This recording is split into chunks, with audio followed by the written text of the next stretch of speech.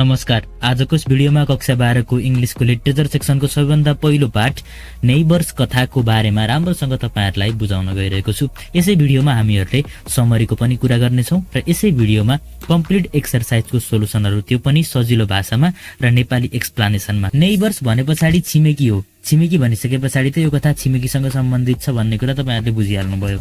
यो कथा लेखेको मान्छेको नाम हो टिम विन्टन। यो कथा चाहिँ एउटा भर्खर विवाह गरेको नयाँ जोडीको बारेमा हो जो नयाँ ठाउँमा बसाइ सर्छन्। उनीहरु नयाँ ठाउँमा जाँदाखेरि चाहिँ त्यहाँ धेरै युरोपियन आप्रवासीहरुले त्यो ठाउँ भरिएको हुन्छ। युरोपबाट आएका मान्छेहरुले त्यो ठाउँ भरिएको हुन्छ। सुरुमा चाहिँ आफ्ना छिमेकीहरुको चालचलनबाट उनीहरु एकदमै डिस्कस्ट हुन्छन्। जस्तै त्यो म्यासिडोनियाको एउटा परिवार थियो, उनीहरुको घरको आडामा बस्ने। तिनीहरुले चाहिँ धेरै आवाज निकाल्ने गर्थे, झगडा गर्ने गर्थे। अर्को घरमा बस्ने मान्छे चाहिँ पोल्यान्डको एउटा विडियर थियो। उसले बनाउने उसको जुन कार्पेन्ट्री गर्थ्यो, उसले चाहिँ त्यो कार्पेन्ट्रीबाट निस्कने आवाजहरुले चाहिँ उनीहरुलाई एकदमै डिस्कस्ट गराउँथ्यो। उनीहरुलाई एकदम के भन्ने अब एकदमै झिजो लाग्थ्यो उनीहरुलाई। यो सब सुन्दाखेरि उनीहरुलाई आफ्नो नेबर्स कति पनि मन परेका थिएनन्। त्यहाँ पछाडी सुरुमा उनीहरुले के गर्छन्, यो सबै कुराहरुलाई एभोइड गर्न नै राम्रो ठान्छन्। तर उनीहरुको छिमेकीमा कस्ता मान्छे हुन्छन् भन्दाखेरि अलि त्यस्तो सरसफाइमा पनि खासै ध्यान नदिने खालका मान्छेहरु हुन्छन्। त्यही भएर उनीहरु सुरुमा अलि अनइजी फिल गरिरहेका हुन्छन्, कम्फर्टेबल फिल गरिरहेका हुँदैनन्। ती छिमेकीहरुले उनीहरुको पनि गुनासो गर्ने गर्थे। जस्तै उनीहरुको एउटा कुकुर थियो, त्यो कुकुर बाहिर डुलेको उनीहरुलाई मन पर्दैन थियो। त्यसैगरी त्यो जुन नयाँ विवाहित जोडी छ उनीहरु मध्ये त्यो लोग्ने मान्छे चाहिँ घरै बसेर आफ्नो त्यो नोभेलको काम गरिरहने, घरै बसेर लेखिरहने, घरका कामहरु गर्ने र महिला जाति आइमै जाति भएर उनीहरु चाहिँ बाहिर गएर काम गर्ने यस्तो खालको जुन पुरातनवादी सोच छ, बाहिर गर्न हुँदैन महिलाले काम भन्ने खालको पुरातनवादी सोच छ, यस्तोबाट पनि उनीहरु ग्रसित देखिन्छन्। तर बिस्तारै समय बित्दै जाँदाखेरि त्यो यङ कपलको जुन नेबरहुडहरु हुन्छन्, जुन छिमेकीमा मान्छेहरु हुन्छन्, उनीहरुले तिनीहरुलाई सघाउन थाल्छन्।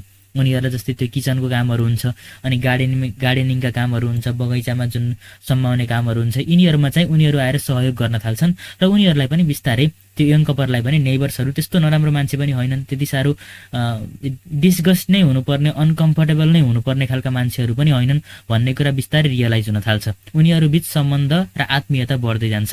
एउटा समय आउँछ जति बेला यङ वुमेन, त्यो जुन महिला छ विवाह गरेको महिला, ऊ चाहिँ गर्भवती हुन्छ, प्रेग्नेन्ट हुन्छ।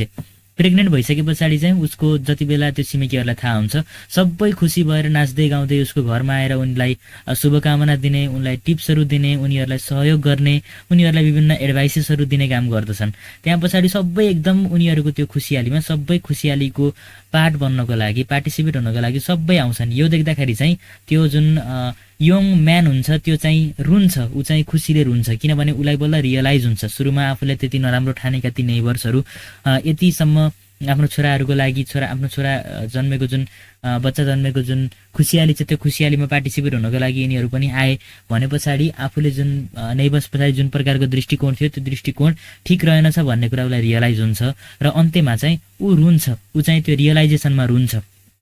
अनि उसले यो पनि थाहा पाउँछ कि जुन उसले किताबमा आफूले काम गर्दै गरेको जुन नोभेल छ, त्यो नोभेलमा माइग्रेन्ट्सहरु नराम्रा हुन्छन्, उनीहरुसँग घुलमिल हुन सकिदैन।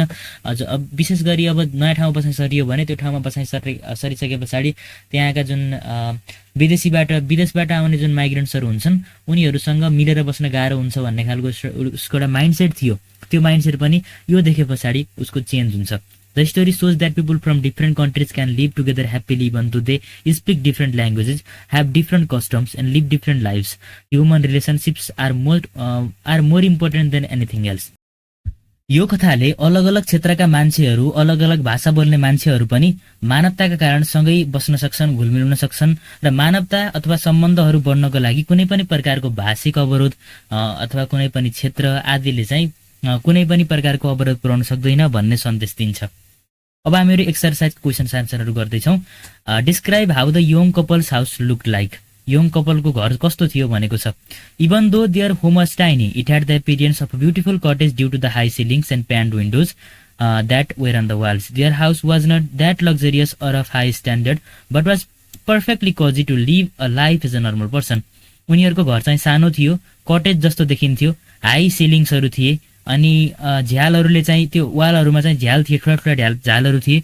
उनीहरुको घर चाहिँ त्यस्तो लग्जरियस थिएन, त्यस्तो खालको एकदम विशाल, एकदम धनी मानिसले बस्ने खालको घर थिएन, तर सामान्य रूपमा जीवन बिताउनको लागि एकदम आरामदायी खालको घर देखिन्थ्यो। बी नम्बरको क्वेशन छ, how did the young couple recognise their neighbours in the beginning of their arrival.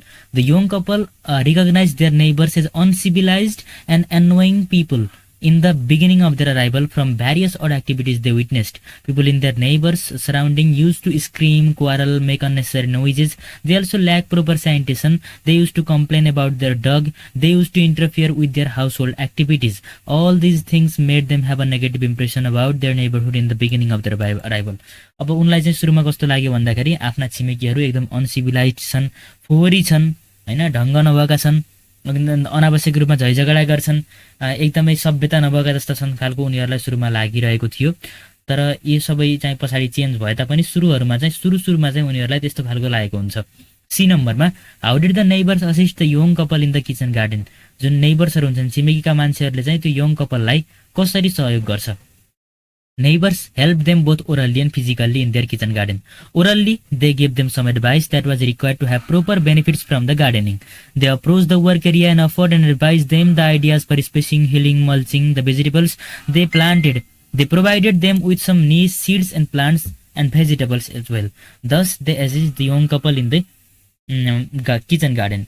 अब त्यो नेबर्सका मान्छेहरूले चाहिँ छिमेकीका मान्छेहरूले त्यो यङ कपललाई ओरल्ली भनेको मौखिक रूपमा पनि सहयोग गर्यो, मुखले पनि सहयोग गर्यो, फिजिकल्ली भनेको काम गरेर पनि सहयोग गर्यो।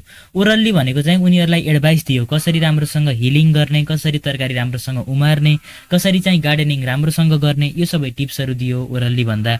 फिजिकल्ली भनेर भन्दाखेरि चाहिँ उनीहरूले जस्तै त्यो केही सिड्सहरू, कसैले सिड्सहरू उपलब्ध गराए अनि त्यो खन्नको लागि सहयोग गरे आदि गरेर चाहिँ उनीहरूले किचन गार्डनमा सहयोग गरे। D नम्बरमा, why are the people in the neighborhood shocked at the role of young man and his wife in their family? The people in the neighbors were shocked by the actions of a young couple which was new to them. They were astonished to see that the young guy stayed at home and took care of domestic chores while his wife worked out at a hospital. It was frowned of in the neighborhood for a man to sit at home while women worked outside. अब यहाँ भयो चाहिँ के भन्दाखेरि चाहिँ अब त्यो नेबर्सहरूलाई, छिमेकीका मान्छेहरूलाई चाहिँ लोग्ने मान्छे घरै बसेर घरका कामहरू गर्ने, श्रीमती मान्छे चाहिँ बाहिर गएर मेडिकल स्टोरमा, मेडिकलमा उनले काम गरेकी थिइन्, मेडिकल क्षेत्रमा, मेडिकल फ्याकल्टीमा काम गर्ने उनी कामदार थिइन्, बाहिर गएर महिलाले काम गर्ने। यस्तो देख्दाखेरि उनीहरूलाई अचम्म लागेको छ। किन अचम्म लाग्यो त भन्दाखेरि चाहिँ उनीहरूले कहिले त्यस्तो देखेकै थिएनन्, उनीहरूलाई त्यो नयाँ थियो, हैन। पुरुष मान्छेले चाहिँ बाहिर गएर काम गर्नुपर्छ, महिलाहरूले चाहिँ घरभित्रका कामहरू सम्हाल्नुपर्छ भन्ने खालको उनीहरूको माइन्डसेट थियो। त्यही भएर उनीहरूले यङ कपलको एक्टिभिटी देखेर सक भए। How did the neighbors respond when they learned about the woman's pregnancy? अब छिमेकीका मान्छेहरूले चाहिँ कसरी रेस्पोन्ड गर्छन्, कस्तो तरिकाले रेस्पोन्ड गर्छन् त वुमेनको प्रेग्नेन्सी भइसके पछाडि भनेर भनेको छ। The neighbours reacted to the women's pregnancy with grace and politeness. They began smiling at the young couple all the time and showing a lot of concern for the young lady. They did all they could to help her in different ways. They gave her numerous presents, counsel and attention in connection with her pregnancy. Neighbors showed their joy and happiness through various activities. Some people started offering them presents, hand-knitted sweaters, globes, caps. Some women started advising them baby names. Some started guessing the child whether it will be a boy or a girl. From all these, we can infer that the people in the neighborhood were happy to learn about the woman's pregnancy. उनीहरू चाहिँ त्यो महिला young couple चाहिँ pregnant भएकी छिन् भन्ने कुरा थाहा पाइसके पछाडि छिमेकीका सबै मान्छेहरू एकदमै खुसी भएका छन्। उनीहरूले कसैले चाहिँ त्यो बच्चा हुन्छ, केटा हुन्छ, केटी हुन्छ भन्ने कुरा गेस गर्दैछन्। कसैले चाहिँ उनीहरूलाई अहिलेदेखि नै अब त्यो बच्चाले लगाउने स्वेटरहरू बुनिरहेका छन्। यो सबै कुराहरूले उनीहरू एकदम खुसी भएका छन्, एकदम एक्साइटेड भएका छन् भन्ने कुरा देखिन्छ। एफ नम्बरमा, why did the young man begin to cry at the end of the story? किन चाहिँ त्यो जुन यङ मान्छे छ त्यो चाहिँ किन रोयो त, त्यो जुन प्रेग्नेन्ट हुने महिलाको बुढो चाहिँ किन रोयो त अन्तिममा भनेर प्रश्न सोधेको छ। At the conclusion of the story, the young man cried realising his neighbours concern, care and affection. When he found applauding for his newly born kid, he could not conceal his feelings. He cried with joy at his neighbor's happiness. His view of his neighbors changed. He was able to understand the concept of interpersonal interactions. Angry and annoyed by their neighbors' interference into their personal lives, the young couple had become resentful of their neighbors. They were unaware that all of their neighbors' actions were motivated by love and concern for them. The relationship changes when the young lady becomes pregnant and their neighbors start admiring and wishing them all. This story's last scene depicts a young man's tears of gratitude for his neighbor's kindness. लास्टमा रोएको चाहिँ किन भन्दाखेरि आफूले त्यति गरेर नराम्रो सोचेका ती नेबर्सहरू अन्त्यमा आएर आफ्नो खुसीमा सामेल हुनको लागि त्यसरी खुसी हुँदै आएको, सबै चाहिँ एकदम ग्रेस र पोलाइटनेसका साथ आफूलाई व्यवहार गरेको देखेर ऊ चाहिँ एकदमै उसको जुन माइग्रेन्ट्सहरूप्रति, छिमेकीहरूप्रति, आप्रवासीप्रति जुन प्रकारको माइन्डसेट हुन्छ त्यो माइन्डसेट नै चेन्ज हुन्छ। यसरी चाहिँ यही कारणले गर्दा ऊ अन्त्यमा रोएको हो भन्नु पर्यो। जी नम्बरमा, why did the author not characterise the persons in the story with proper names? अथरले चाहिँ किन चाहिँ यो कथामा सबै पात्रहरूलाई चाहिँ एउटा नाम दिएको छैन नि त? यहाँ चाहिँ यङ म्यान भनेको छ, यङ वुमेन भनेको छ, यङ वुमेनलाई सीता भनेर यङ म्यानलाई राम भनिदिएको भए पनि हुन्थ्यो, किन यस्तो गरेन नि त भनेर भनेको छ। यसमा पनि एउटा डेफिनेट मिनिङ छ। यो चाहिँ किन हो भन्दाखेरि the author did not give the characters a definitive name or identity because he wanted to represent the individuals from different cultures and various languages living together in peace. यिनले चाहिँ यिनीहरूलाई role मोडलको रूपमा उठाउन चाहन्छन्। यीलाई चाहिँ एउटा डिफिनेट नाम दिने हो भने चाहिँ त्यो डिफिनेट मान्छेसँग रिलेटेड हुन्छ, तर कुनै पनि नाम नदिइसके पछाडि त यो समग्र जुन समाज हुन्छ त्यो समाजलाई प्रतिनिधित्व गर्ने खालको बनाउन सकियो। त्यही भएर कथामा यिनले कसैलाई पनि नाम दिएका छैनन्। Second reason could be team may not want its readers to get too much involved in the characters, rather feel the way people interact with each other in a diversified community.